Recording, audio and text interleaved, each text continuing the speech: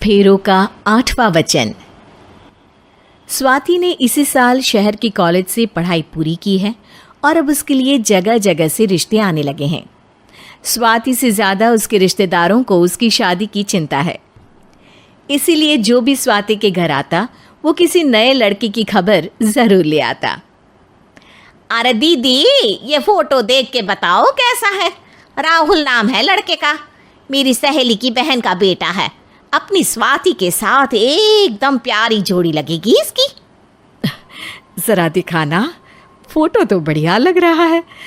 कोई गलत आदत वादत तो नहीं है ना इसे? और कमाता कितना है?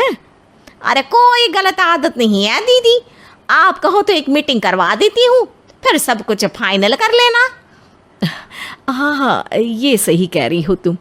संडे को स्वाति के पापा भी घर पे ही रहेंगे। बुआ फिर वहाँ से चली जाती है और रात को स्वाति की माँ उससे कहती है, स्वाति बेटा, आज कमला बुआ ने एक लड़के की फ़ोटो दिखाई है। संडे को वो लोग मिलने आ रहे हैं, तैयार हो ना तुम बेटा? अरे मम्मी, आप कहाँ कमला बुआ के चक्कर में आ जाती हो? अभी इतनी जल्दी कोई शादी वादी नहीं करनी है मुझे। अरे बेटा, अच्छा लड़का है, बुआ जानती है उसे अच्छे से। हाँ स्वाति बेटा, एक बार मिल तो लो, बाद में देखेंगे आगे क्या करना है। वैसे तो कमला रिश्ता लाई है तो मना करने का तो कोई सवाल ही नहीं उठता। संडे की सुबह होती है और कमला बुआ राहुल और उसके मम्मी पापा को लेकर स्वाति के घर आती है। अरे आइए आइए भाभी, इसे अपना ही घर समझिए, इनसे मिलिए। ये मेरे भैया और ये मेरी भाभी हैं। नमस्ते भाभी जी, ये है हमारा लड़का राहुल, सरकारी नौकरी की तैयारी कर रहा है ये। वैसे आपकी बेटी कहाँ है? अरे स्वाति बेटा, बाहर आ जाओ। वैसे कितनी पढ़ाई की है स्वाति ने? जी, पोस्ट ग्रेजुएट है हमारी बेटी साइंस में। ये सब तो ठीक है, पर घर संभालना जानती है या नहीं? हमें कौन सी इससे नौकरी करवानी है, नौकरी तो मेरा बेटा करेगा ही। पर मैंने इतनी पढ़ाई की है और आप चाहती हैं कि मैं घर पर ही बैठी रहूं? अरे स्वाति बेटा, ये बड़ों की बात में तुम कहाँ बोल पड़ी? हम सब देख लेंगे क्या करना है क्या नहीं। हम तो इसी बात पर विश्वास करते हैं कि घर के लड़कियां घर में ही रहे तो ज़्यादा अच्छा रहता है। वरना भाई साहब, आप तो आजकल के हाल जानते ही हैं, कितनी घटनाएं होने लगी हैं औरतों के खिलाफ। स्वाति बेटा, रसोई का काम तो पूरा जानती हो ना? शादी के बाद तुम्हें ही संभालना है वो सब। अरे बहुत अच्छा खाना बनाती है ये, आप सब लोग इसकी तारीफ करते नहीं थकेंगे। लो भाई, हो गई मीटिंग, अब शादी की तारीख फाइनल कर लेते हैं, क्यों भैया? भाई, हम तो पंडित जी से चर्चा करने के बाद ही तारीख फाइनल करेंगे। सालों से हम उनकी बातें मानते हुए आ रहे हैं। लड़के वाले और कमला बुआ की बातें सुनकर स्वाति एकदम नाराज हो जाती है और उसे लगने लगता है कि शादी के बाद उसे घर पर ही बैठना पड़ेगा। लेकिन घर वालों के आगे उसकी एक नहीं चलती और उसे शादी के लिए हाँ कहना पड़ता है। शादी का दिन आ जाता है और सब मंडप में जमा होते हैं।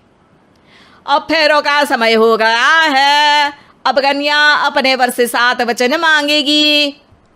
आप किसी धार्मिक आयोजन में जाएं तो मुझे भी ले जाएंगे। आप मेरे माता पिता का भी बराबरी से सम्मान करेंगे, हमेशा मेरा साथ निभाएंगे। आपको दोनों परिवार की जिम्मेदारियां बखूबी निभानी होगी। हर ज़रूरी बात में मेरी भी राय लेंगे। आप सभी गलत आदतों से दूर रहेंगे। आप मेरे अलावा किसी और औरत से कोई गलत संबंध नहीं बांधेंगे। ये 7 वचन पूरे हुए, वर क्या तुम्हें ये सारे वचन मंजूर है? जी हाँ पंडित जी, मैं सारे वचन अच्छी तरीके से निभाऊंगा। अरे वाह वाह, बढ़िया तरीके से सब काम संपन्न हो गया। तो इसी के साथ विवाह संपन्न हुआ और आज से ये दोनों पति पत्नी हुए। 1 मिनट पंडित जी, अभी एक वचन लेना बाकी है। अब कौन सा वचन है बेटा? मैं अब हमेशा के लिए किसी दूसरे घर में जाने वाली हूँ, तो पति के अलावा मैं अपने सास ससुर से भी एक वचन लेना चाहूँगी। अब कहो बेटी। मैं ये चाहती हूँ कि मुझ पर किसी बात की कोई पाबंदी नहीं लगाई जाएगी। मुझे सब कुछ करने की आज़ादी होगी और मैं भी विश्वास दिलाती हूँ कि मैं एक अच्छी बहू बन के दिखाऊंगी। स्वाति की बात सुनकर उसके सास ससुर एकदम चौंक जाते हैं और कुछ बोल नहीं पाते कि उतने में कमला बुआ बोल पड़ती है। अरे बेटा, ये भी कोई कहने की बात है? रानी बन के रहोगी तुम तो। वचन देने से पहले सोच लीजिए, क्योंकि शास्त्रों में वचन ना निभाने वालों के लिए नरक से भी बदतर सजा लिखी है। स्वाति की चालाकी से वहाँ मौजूद सब लोग प्रभावित हो जाते हैं और लोगों में बदनामी ना हो जाए, इस कारण स्वाति के सास ससुर को उसे वचन देना पड़ता है। और कैसी अपशकुन वाली बातें कर रहे हैं आप पंडित जी? हमें मंजूर है बेटा तुम्हारी शर्त। स्वाति अपनी समझदारी से अपनी बात अपने ससुराल वालों से मनवा लेती है और खुशी खुशी राहुल से शादी कर लेती है। अब से हर शादी में मैं खुद 8 वचन दिलवाऊंगा। ओम मंगलम मंगलम मंगलम।